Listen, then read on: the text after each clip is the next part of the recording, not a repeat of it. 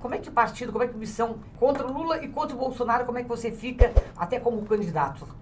Olha, as posições que nós temos e a visão que a gente tem de Brasil, elas não dependem nem da existência do Lula ou nem da existência do Bolsonaro para acontecer. Porque muita gente existe na política só para ser oposição a um ou outro. Ah, eu odeio essa esquerda. Ah, eu odeio o Bolsonaro. Ah, nós somos nós.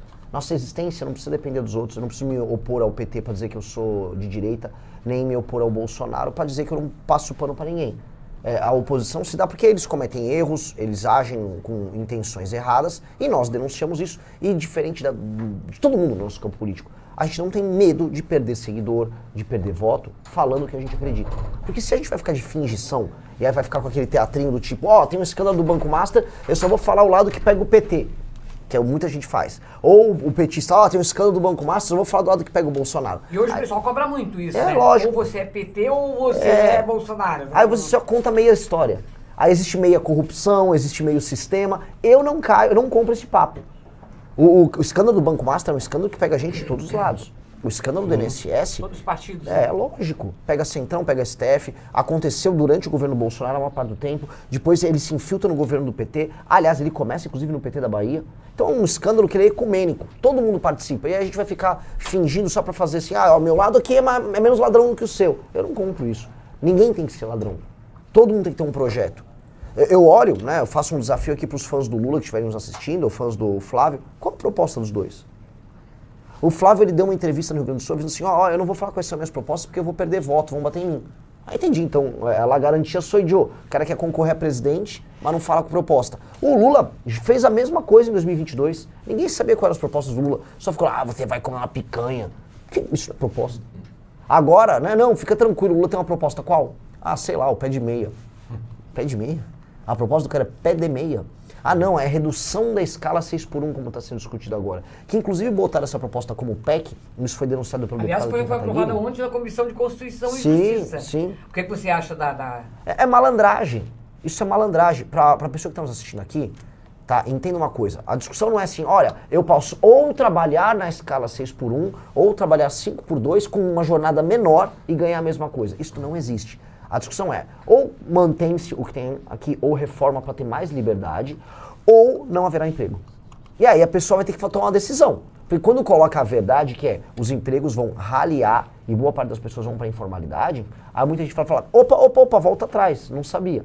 Mas o que o governo está fazendo, com os deputados puxando o saco nisso, é só tocar uma agenda populista, malandra, para ganhar a voto das pessoas no período eleitoral. Só que vai quebrar um monte de empresa. Eu vou dar um exemplo, não quero me estender, mas isso é muito importante. Você tem ainda aqui no Brasil empresas que estão as famosas cadeias globais de produção. O que é uma cadeia global de produção? Você tem, por exemplo, uma sistemista, é uma fábrica que produz componente que vai em carro. Ele produz componente, sei lá, vou dar um exemplo, um airbag que vai num carro que é feito numa fábrica no Brasil, numa fábrica no México, numa fábrica nos Estados Unidos, numa fábrica na Índia. Esse sistemista, se o custo de produção dele aumenta no Brasil, ele não vai conseguir vender para os outros países. Os outros países vão comprar esse mesmo componente de um outro fornecedor, sei lá, na Tailândia. Isso vai acontecer. O Brasil está saindo das cadeias globais de produção. Por quê? Porque produzir no Brasil fica mais caro. Quando vem essas medidas que têm um impacto muito grande, você vai diminuir a competitividade do Brasil, aí o Brasil vai perder contratos, e aí o Brasil vai basicamente ficar mais pobre. Mas o Lula, em compensação, pensou no trabalhador. Que é o papo dele sempre. Ele pensa tanto no trabalhador que as pessoas estão deixando de ser trabalhador, estão ficando na informalidade.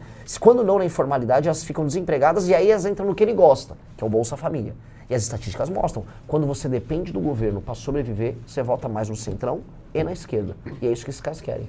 Bom, nós estamos ao vivo lá, ao vivo e a cores, no YouTube da Rádio Jovem Pan, você pode nos acompanhar, e também do Renan Santos ali, ele também está no YouTube, ao vivo você pode acompanhar aí a nossa entrevista também, se quiser fazer um questionamento, e aí ouvir um pouquinho mais das propostas do candidato. Agora, Renan, você tem prometido, né, um combate radical às facções. Como você pretende fazer isso? Porque a gente sabe que hoje as facções elas estão envolvidas também na política e muitos políticos são eleitos bancada por eles. Como é que você pretende fazer isso? Acabar com isso? Impondo lei e ordem. Assim, nós temos que ter um governo que faça uma ruptura definitiva com essa leniência. A gente, no Brasil, a gente é muito leniente com o erro. Pior, o Brasil é amigo do erro. Você pega um estado como o Rio de Janeiro, todo mundo sabe que o crime organizado está envolvido na Alerj e no governo carioca. todo mundo sabe, pegaram lá o ex-presidente ali da Lerge no Rio de Janeiro, e ele tinha envolvimento com o TH Joia, que tem envolvimento com o Comando Vermelho. Isso quando a turma lá não tem envolvimento com milícia. Todo mundo sabe. Então, lá no Rio de Janeiro a coisa se entranhou. O que tem que fazer? Você tem que destruir o crime organizado? E se o crime organizado se ramificou com o político tem que ser preso, tanto quanto o traficante. A gente tem que ganhar uma eleição presidencial com esse discurso muito duro, para que os deputados em Brasília sejam obrigados a votar uma agenda que aumente as penas para bandido e que permita que a gente faça as operações que destruam o crime organizado. Eu volto a repetir, destruam. Os líderes do crime organizado não podem ter comunicação na cadeia, eles têm que estar isolados de todo mundo. Isso se eles não morram em combate, aí como acontece algumas vezes quando eles tentam resistir ao avanço da polícia. Tá? Mas fala-se isso há muito tempo, dessa questão de corrupção dentro dos presídios, mas a coisa não acontece, né? Porque o Estado brasileiro é leniente. Eu visitei um presídio lá em Pernambuco. Eles tinham acabado de desativar um presídio, e aí, como tudo acontece no Brasil, né? O presídio estava sendo demolido, mas deixou tudo aberto. Aí eu resolvi entrar. Entrei lá no presídio com uma equipe para filmar. Você via ali dentro que o presídio era inteiro controlado pelo Comando Vermelho. Inteiro. Eles tinham até, eu busquei, até entrei com uma ação contra a governadora. Como é que a governadora lá, a Raquel Lira, não fez nada sobre isso? Tinha contabilidade do Comando Vermelho ali dentro, você tinha, vamos dizer, todos os exemplos de administração interna do presídio sendo feito pelos próprios presidiários. Eles administravam ali. Eles deixavam. O Brasil, eu volto a colocar, com as leis que nós temos, se você é um agente público corrupto, quase nada vai acontecer com você. Tá muito fácil. Tá muito fácil você ser um carcereiro que faz um acordo com o Comando Vermelho, deixa o Comando Vermelho administrar uma prisão, ou em São Paulo um carcereiro que deixa o PCC administrar uma prisão. Tá muito fácil para você ser um político numa Assembleia Legislativa que faz um acordo com o crime organizado. Hoje tá tudo muito fácil. Então tem que chegar um presidente da República que vai falar, vou mudar tudo isso já. Esse é o nosso foco. Mas nós tivemos já muitos que disseram, vai mudar e acaba não mudando, que entra no governo, sai governo e acaba ficando praticamente a mesma coisa. Olha, na presidência da República, que eu me lembre, nos últimos 20 anos, o único que entrou com esse discurso de vou botar lei e ordem foi o Bolsonaro. E ele não fez. Pois é, exatamente. Ele não fez. O Lula nunca teve esse discurso, a Dilma também não teve esse discurso, o Michel Temer era vice, o Fernando Henrique era outro discurso. O cara que entrou com esse discurso foi o Bolsonaro. E o Bolsonaro frustrou muita gente, porque as pessoas esperavam que ele ia para cima do crime. Pois bem, o Bolsonaro não passou nenhuma legislação que envolva o enfrentamento ao crime organizado. Isso precisa ser dito, porque o Bolsonaro foi eleito com essa plataforma. E aí quando o ministro Sérgio Moro tentou passar uma agenda disso, na época, no Ministério da Justiça, que era o pacote anticrime dele, o pacote foi desmontado e sabotado pelo Congresso e o próprio Bolsonaro. O Bolsonaro largou ele à própria sorte. E aí, né, você fala, pô, mas então o cara vai combater o crime ou não? Isso que é a legislação que o Moro queria passar nem é uma legislação completa para a gente enfrentar o crime organizado. Era uma parte da legislação necessária. Mas você não acha que é um sistema duro para poder se mexer, para poder tocar nesse sistema, já que tem muita gente envolvida, e a gente sabe que esse sistema não é só um sistema brasileiro, é um sistema mundial, que eles comandam tudo isso aí. Como é que vai dar para mexer? Chegando lá, a coisa não pode ser diferente. Você chegar lá e ficar frustrado, pô, eu pensei em uma coisa, mas não vai ser aquilo que eu prometi para o povo brasileiro. Mas que você caia lutando. Que você caia lutando. Que você tente impor a sua agenda e você lute até o fim, e se você falhar, as pessoas vejam que você caiu lutando. O que não dá para desistir, ou se aliar com o outro lado, ou fazer um acordo e tentar ser populista, ou pensar em apenas vencer a próxima eleição. Se eu sou presidente, eu ganhei com essa plataforma, e eu vou tentar passar essa plataforma até o fim, eu prefiro tomar um impeachment e ficar inelegível e lutar até o fim para passar a plataforma, do que ficar fazendo média.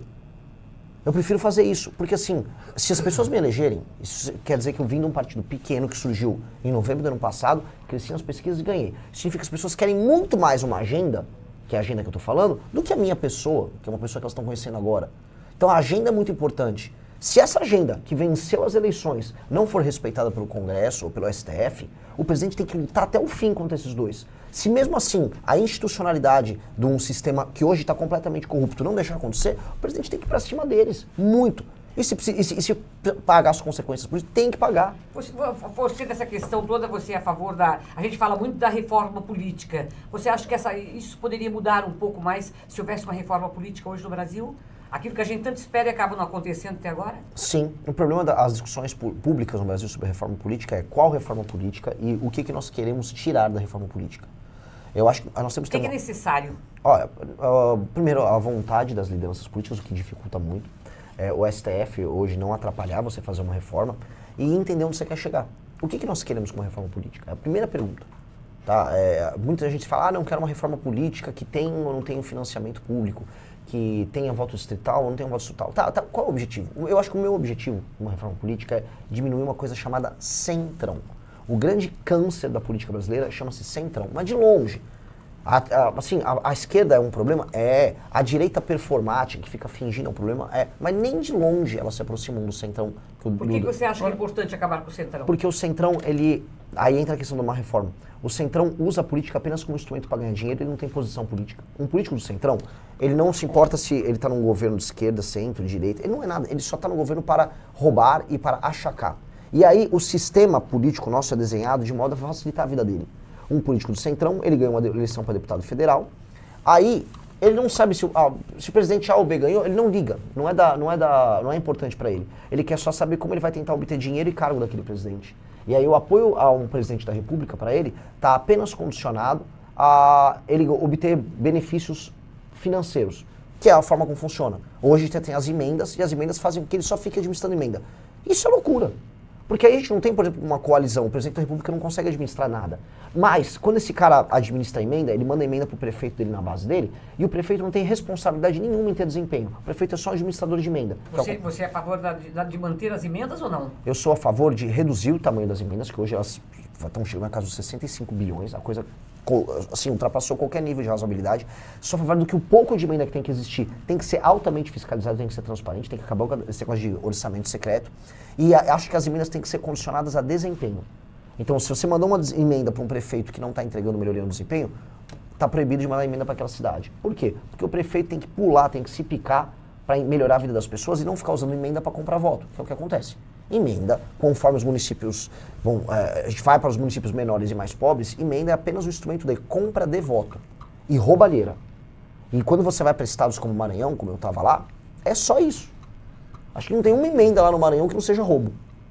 É tudo roubo. E você é a favor ou contra a reeleição? Para grandes cargos no executivo, vamos botar um governador ou um presidente da República, eu sou a favor de mandato de 5 anos sem precisar de reeleição. Por que só presidente da República? Eu acho que no Poder Executivo, porque no Legislativo não tem problema você ter um deputado que se reeleja 2, 3 vezes, que tem uma tradição de trabalho sério. Acaba tornando profissão político? Ele só vira profissão político se a gente não tiver outros instrumentos de avaliação do eleitor que permitam que você tenha uma renovação. Agora, desculpa. Aí, Renan, que eu acho que mora o perigo. Porque eu acredito que para mexer nesse sistema, nós temos que convocar o povo brasileiro para fazer uma mudança em tudo, inclusive no Senado, na Câmara Federal e trazer de novo. Porque aqueles que estão lá são viciados e estão patrocinados por esse grupo de facção. Porque muitas vezes o recurso que vem do fundão não dá para eles. Aí onde é que eles vão? Esses criminosos da facção começam a patrocinar esses caras e esses caras estão presos na mão deles. Você vê que ali é um vício muito grande. Aí nós estamos falando aqui também na reforma. Essa reforma, para acontecer, ela nunca vai vir de dentro para fora. A reforma ela tem que começar de fora para dentro. Aí sim nós vamos ter uma reforma garantida. Aí tem que mobilizar o povo brasileiro para acontecer essa reforma. Eu concordo, gênero, número e grau. O político, especialmente o político do Centrão, ele monta um pool de financiamento dele. No Rio de Janeiro você vai ter crime organizado nesse pool. Sempre. Milícia, facção criminosa. Em São Paulo depende, também tem. O PCC também tem seus parceiros. Tem que ser cuidadoso que eu falo, mas tem. Vai variar de lugar para lugar.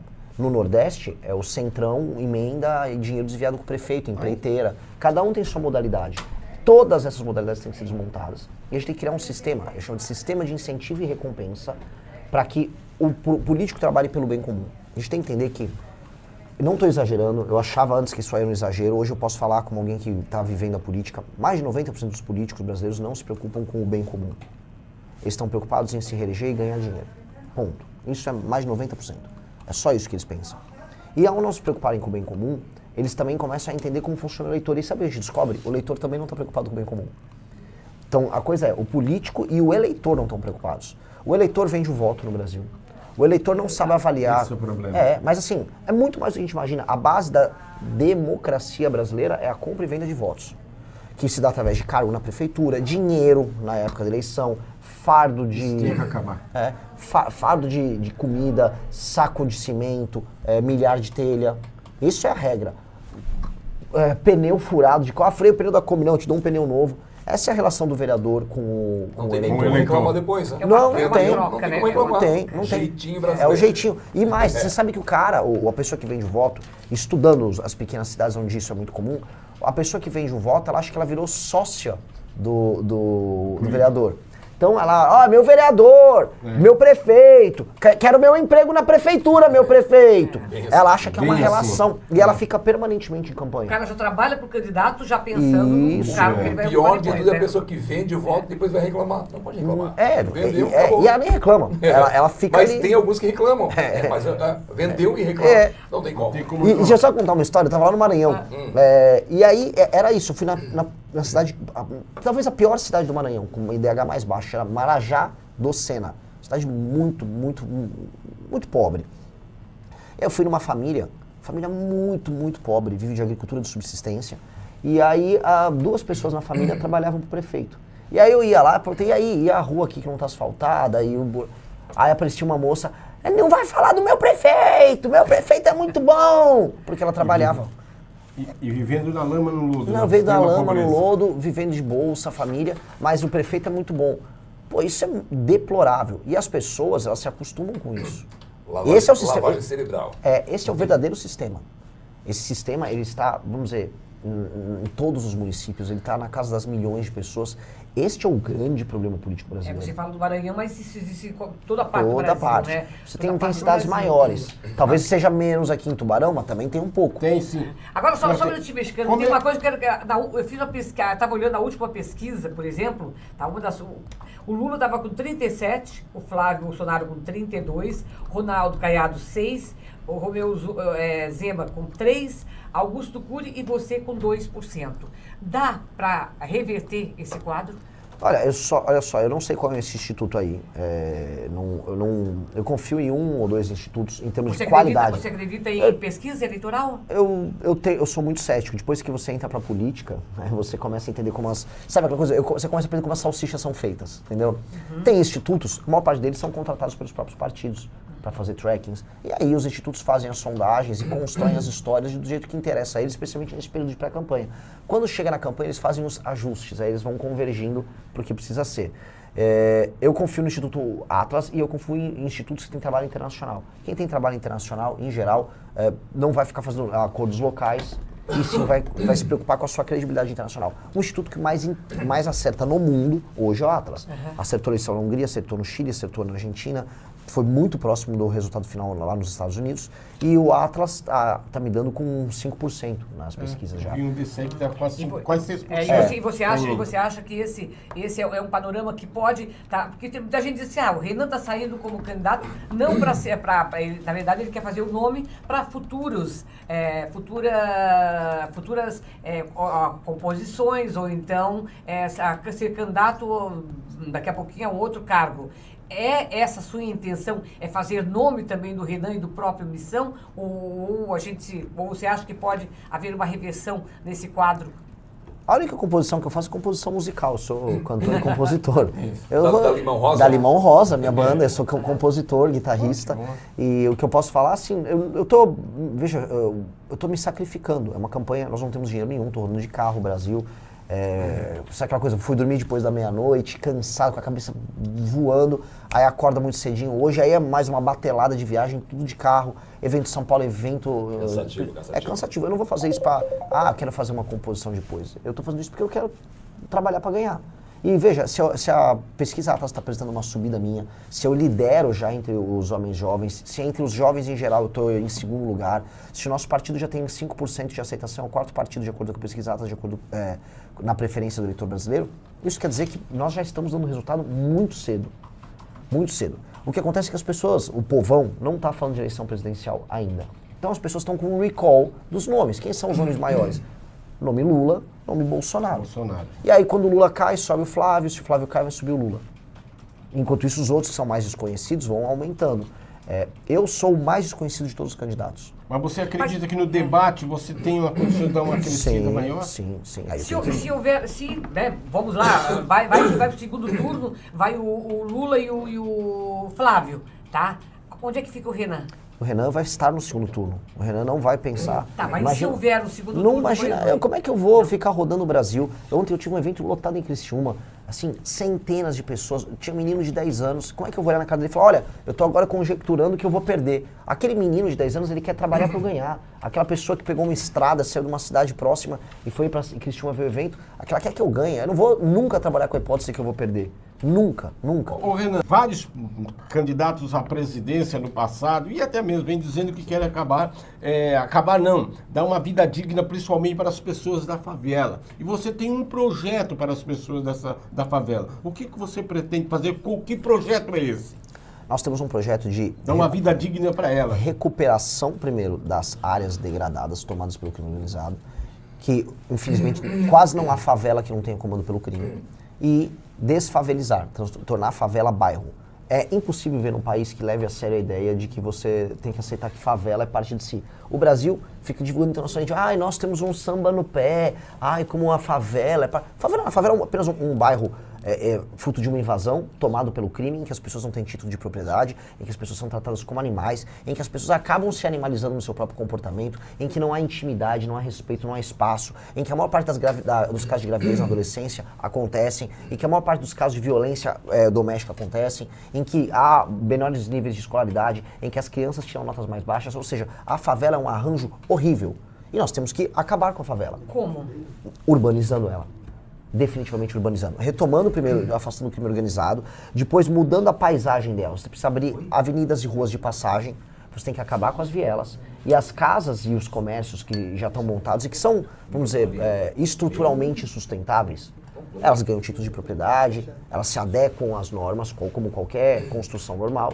E o que está em área de encosta, o que precisa ser substituído para passar de uma rua, fazemos prédios e vamos entregar para aquelas pessoas a propriedade privada delas. Vamos arborizar as ruas, vamos integrar as pessoas, vamos fazer que as pessoas tenham CEP, tenham seu endereço, vamos colocar uma estrutura de câmeras para que o crime nunca mais volte lá, instalar bases policiais, vamos integrar elas do ponto de vista econômico com o restante das cidades, porque país sério não tem favela.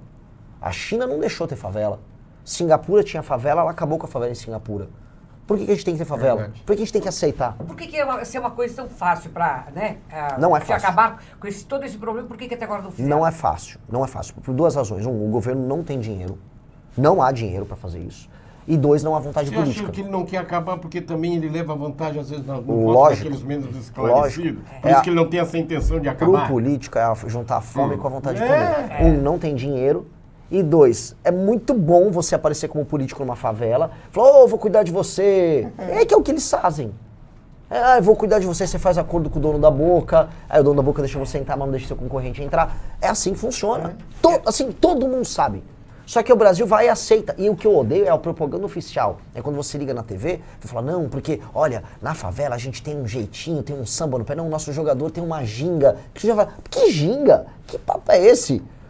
Nenhum lugar sério tem favela. Favela tem que ser desmontada.